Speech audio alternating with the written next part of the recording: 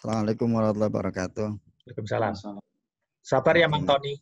terima Ya, kasih untuk semuanya. Jadi untuk apa yang pertama untuk Mbak Rohan, Mbak Ana, mungkin lebih lebih spesifiknya lagi itu yang dikatakan oleh Imam Malik. Jadi man tafaqqaha walam yatasawwaf faqad tafassaqa walam yatasawwaf wa man tasawwafa walam yatafaqqah faqad tazandaqa wa man jama'a bainahuma faqad tahaqqaqa. Mungkin intinya di situ intinya. Jadi seorang yang ahli ibadah, ahli fikih, tapi nggak tasawuf, berarti ini kaitannya dengan yang diutarakan oleh Bana tadi. Jadi nggak hudurul kolbi, hatinya kemana-mana. Berarti kalau diambil dari kata-kata ini, berarti tasawufnya itu manajemen kolbu lah, kalau bahasa sekarang mah. Jadi menata hati. Jadi ketika orang yang ahli ibadah tapi hatinya nggak hadir kepada Allah, itu seperti orang yang fasik, hanya memperbanyak ibadah saja. Dan sebaliknya pun orang yang hanya menghadirkan hati atau hanya wirid tapi ibadah fikihnya nggak dilaksanakan, itu mungkin jadi zindik atau pura-pura Islam saja. Tapi waman jama'a bainahuma faqad tahaqqaqa. Jadi orang yang ahli ibadah, ahli fikih, kemudian hatinya juga hadir, itu yang akan ma'rifat kepada Allah. Mungkin Mang Aib juga betul. Jadi biasanya yang hanya satu, kalau yang malas kan hanya satu lah, yang penting wajibnya saja, kan seperti itu.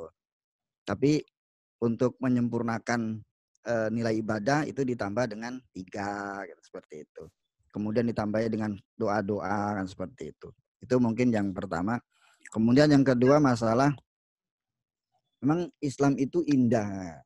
Bahasanya sekarang Islam itu indah. Memang indah. Jadi semua kegiatan kita dari bangun tidur sampai tidur lagi itu semuanya bernilai ibadah. Sampai kita bekerja pun untuk menafkahi keluarga kita pun itu dinilai ibadah. Kalau niatnya baik. Kan jadi seperti itu. Sampai tidur kita pun itu dinilai ibadah, dinilai sodakoh. Kalau niat tidurnya kita itu baik. Contoh, ketika kita tidur malam, wudhu, kemudian tidur, niat mau bangun pagi, tahajud, faghalabahun naum, tapi tidur sampai lupa lah karena saking capeknya kayak Mang Yato umpamanya, sampai lupa bangun malam, bangun-bangun pas azan subuh. Itu tetap dicatat oleh Allah sebagai penggantinya, tetap dicatat melaksanakan sholat tahajud. Padahal kan tadi ketiduran, tidur. Posisinya kan tidur. Tapi tetap dicatat mendapatkan pahala tahajud karena baiknya niat. Dan nah, yang lebih enak lagi itu, lebih indah lagi itu, bahasanya lebih indah lah, bahasa-bahasa sekarang lah. Indah lagi itu, tidurnya pun itu dinilai dengan nilai sodakoh. Dan gitu. Wakana naumuhu alaihi sodakoh. Jadi bukan hanya sodako itu bukan hanya kita mentasorufkan apa berupa uang atau materi atau lain sebagainya. Tidur kita pun ketika kita diniatkan untuk nantinya untuk ibadah bangun malam itu bisa dinilai dengan sodako. Tuh. Kemudian makanya niat itu ini kalau lebih jelasnya lagi itu ada di Asbah wa Nadhair. Itu lebih lengkap lagi karyanya Imam Asyuti. Jadi di sini dengan innamal a'malu binniyat itu Mbah Yai Soleh tadi menjelaskan bahwa dengan innamal a'malu binniyat ini sudah tercover sepertiga ibadah. Nilai-nilai ibadah itu sudah tercover oleh adanya innamal a'malu binniyat. Nah, dalam hadis lain yang diutarakan oleh Imam Baihaqi kata Imam Suyuti dalam hadis dari Sayyidina Anas bin Malik, la amala liman la niyatalah. Jadi amal itu akan sia-sia kalau tidak disertai niat. Nah, lebih parah lagi ini, yang lebih parah lagi ini gini. Contoh-contohnya nih, agak panjang sedikit lah. Umpamanya kita sudah niat untuk naik haji. Berbagai macam cara menabung kita sudah lakukan. Tapi sampai meninggal itu belum kesampaian naik haji. Nah, tapi nanti di akhirat itu tetap akan mendapatkan pahala haji karena dengan bagusnya niat itu. Itu satu. Nah, kemudian tapi kalau ada orang kaya yang berlebihan harta belum melaksanakan haji sampai mati, ya nanti berhadapan dengan Allah alasannya apa seperti itu. Gitu. Nanti akan dihisab juga dengan harta yang banyak tapi belum melaksanakan haji. Mau pilih yang mana? Mau jadi majusi apa Yahudi atau lain sebagainya. Yang paling sepele lagi masalah hutang. Ini masalah hutang kalau Imam Suyuti menjelaskan orang punya hutang, dia bayar, tapi niatnya di dalam hatinya grundel. Nggak ridho lah dia bayar. Umpamanya saya punya hutang 10.000, kemudian dia tak ditagih, nah, ditagih itu sambil marah-marah lah atau meskipun nggak marah tapi hatinya nggak nerima, itu tetap besok di akhirat tetap ditagih lagi.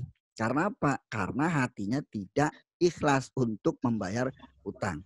Tapi sebaliknya ketika orang punya hutang, kemudian sudah berbagai macam cara dia lakukan untuk bayar hutang, sampai meninggal dia belum bayar, tapi karena bagusnya niat, itu hutangnya lunas.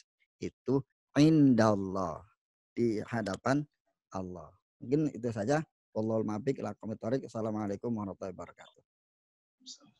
Waalaikumsalam warahmatullahi wabarakatuh. Wah, bagus sekali ya. Oke, sekarang pindah ke Mang Tony. Silakan Mang Tony. Assalamualaikum warahmatullahi wabarakatuh. Waalaikumsalam. Saya belum membahas kepada makalah materinya. Saya mau cerita dulu tentang pentingnya kita istiqomah dalam ngaji ya. Saya pernah ngobrol sama Habib Umar yang di Jakarta. Beliau menceritakan ada jamaahnya yaitu pengusaha namanya itu. Nah, pengusaha ini dia sudah berazam bahwa saya setiap minggu hari Sabtu pengajiannya harus ikut pengajian. Kemudian pada suatu saat dia ada klien di hari Sabtu dan nilai proyeknya itu ratusan juta. Karena dia sudah berazam bahwa dia mau istiqomah ikut pengajian di Habib, maka dibatalkan itu pertemuan yang nilainya itu ratusan juta. Dia lebih senang ngaji. Akhirnya dia nggak peduli dengan nilai ratusan juta itu, ngaji saja. Kan? Nah, itu. Dan luar biasa, usahanya maju usahanya. Dia punya pom bensin, ya, SPBU dan sebagainya. Itu satu. Ini untuk ini aja, biar Mayatno bisa istiqomah gitu. Oh ya. Kedua, Saya istiqomahnya tuh tergantung kalian kok. Long saya cuma nge-host lah. Kalau cuma tampil sama satu orang nanti bukan host itu namanya. One on one meeting namanya. Kata Gus Baha itu bisa dimanipulasi. Jadi kalau berguru itu harus kepada guru yang umum, yang pesantren, semuanya orang dengar. Tapi kalau nanti ngaji, cuman berdua, kamu bisa dimanipulasi katanya. Nanti jadi pacarnya, katanya gitu. Ya. Itu kata Gus Baha. Makanya aku loh, peciku kayak Gus Baha nih. Untuk ilmu tauhid, ilmu fikih, ilmu tasawuf, ini saya umpamakan begini. Ilmu tauhid itu kita harus meyakini dulu bahwa Tuhan itu ada Allah. Itu kita umpamakan seperti kita punya Tuhan ya, punya Tuhan kita gitu ya, gunungan kita ya. Yakini dulu bahwa Tuhan kita adalah si A gitu kan. Oke, si A Tuhan kita. Lalu si Tuhan ini akan memberikan bimbingan bahwa kamu mengerjakan ini gitu kan. Sesuai dengan job description-nya ya, perusahaan. Nah, itu fikih, kita mengerjakan perintah Tuhan kita itu. sesuai dengan job description-nya, gitu kan. Nah, lalu tasawuf karena kita ini menghambakan diri kepada Allah, ya, berkhidmat kepada Allah, melayani kepada Allah dengan sepenuh jiwa, ya, semaksimal mungkin, tentu kita akan memberikan pelayanan di luar biasa orang sesuai dengan job description-nya. Kalau misalnya kita kalau pembantu ya mencuci piring, mencuci baju, menyapu, mengepel, nah karena dia ingin memuaskan tuannya, gitu kan, maka dia kerja lebih, gitu, lebih dari itu. Misalnya dia juga membantu juga tuannya itu mengasuh anak, ya kan, berarti di luar tanggung jawab dia, kan. Pokoknya semua urusan-urusan yang memang dia ingin berkhidmat itu dilakukan semaksimal mungkin. Nah, itu tasawuf. Sehingga dia akan lebih. Nah, berkaitan dengan ibadah, tentu kita ingin lebih.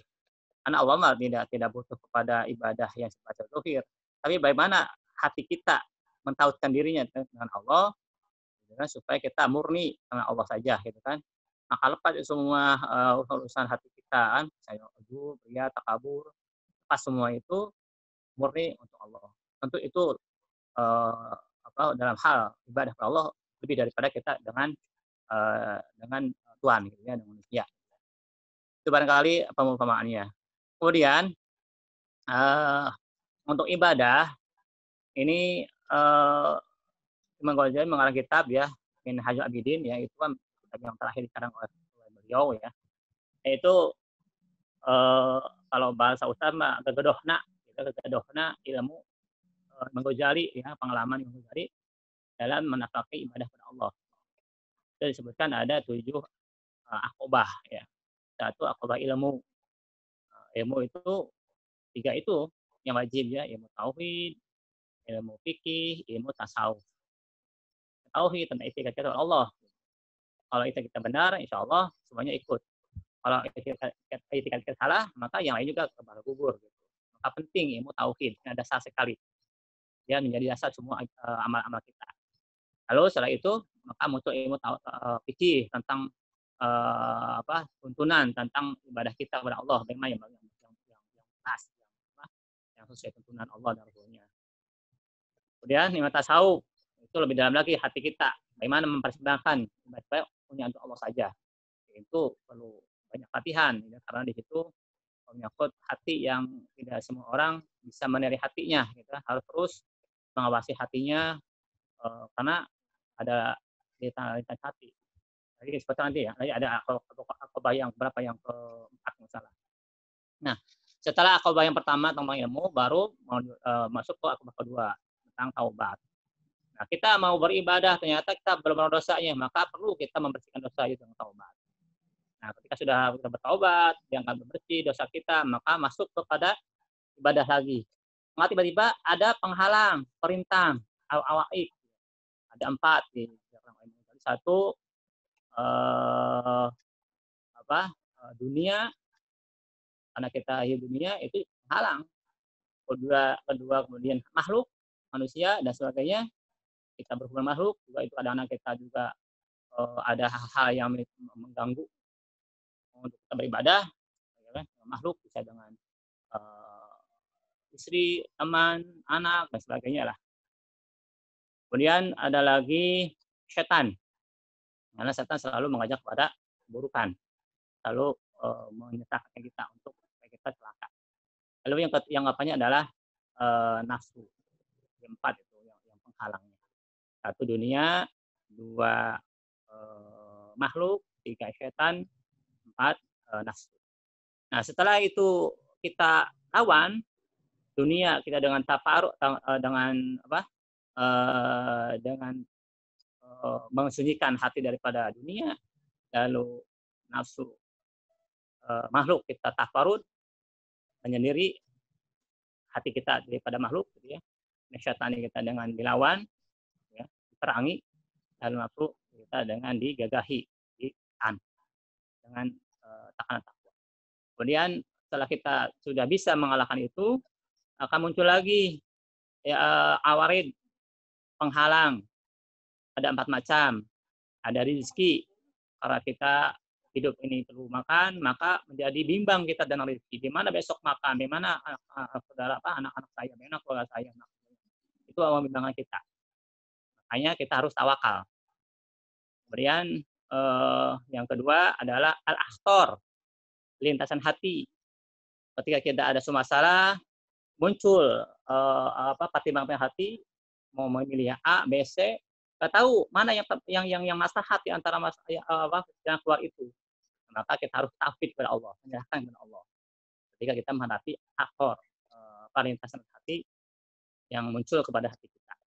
Lalu setelah itu kita juga setiap saat Allah diberikan musibah, berikan syada'id, kan, kesusahan hidup. Dan ini tanpa kita sadari ya, tiba-tiba seseorang jatuh atau kecelakaan yang pasti seperti itu ya, atau ada masalah dan sebagainya. Nah, sehingga perlu kita sabar. Lalu ada lagi qada Allah. Qada Allah sudah al-fatihah si A si B jadi apa. Nah, perlu kita ridho dengan qada Allah. Nah, setelah itu muncul juga hati kita malas ibadah, maka perlu kata Imam Ghazali dibangkitkan dalam hati kita roja dan khauf. Setelah itu muncul lagi supaya setan itu supaya kita celaka, maka dibangkitkan di hati kita perasaan riya, ujub. Maka ini yang bisa mengotori ibadah kita. Maka kita harus menjaga hati kita daripada sifat-sifat itu. Banyak sebenarnya Imam Ghazali memberikan hal yang menjadi penghalang atau mengotori ibadah kita. Yang utama adalah ujubiyah itu. Ada hubudunya, ada tulul amal, ada hasud, ada ghibah dan sebagainya. Lalu setelah itu untuk menanggungkan nikmat kita, maka kita perlu menghadirkan rasa syukur dan rasa memuji kepada Allah, tahmid dan bersyukur supaya kita kekal karunia Allah yang telah kita lakukan. Nah, itu barangkali yang tadi yang disampaikan oleh ya. Itu aja Mayatno, barangkali itunya. Mohon maaf ya ada yang tidak berkenan. Assalamualaikum warahmatullahi wabarakatuh. Waalaikumsalam warahmatullahi wabarakatuh. Ini aja menyimpulkan tadi dari pertanyaan Barohana mengenai tasawuf ya. Jadi tasawuf itu seperti kitab syarah dari Bidayatul Hidayah itu murokil ubudiyah. Jadi tujuannya adalah untuk meningkatkan kualitas ibadah kita, baik dari segi tata caranya maupun pengaturan hatinya. Gitu. Jadi kalau selama ini mungkin pemahamannya hanya tasawuf itu hanya mengatur hati, itu belum lengkap gitu ya. Jadi meningkatkan kualitas ibadahnya dan juga mengatur hati. Gitu. Itu mungkin mengenai tasawuf. Silakan. Ya, bagus sekali rame pembahasan hari ini. Mungkin sudah siang, kita akhiri dulu ya ngajinya hari ini.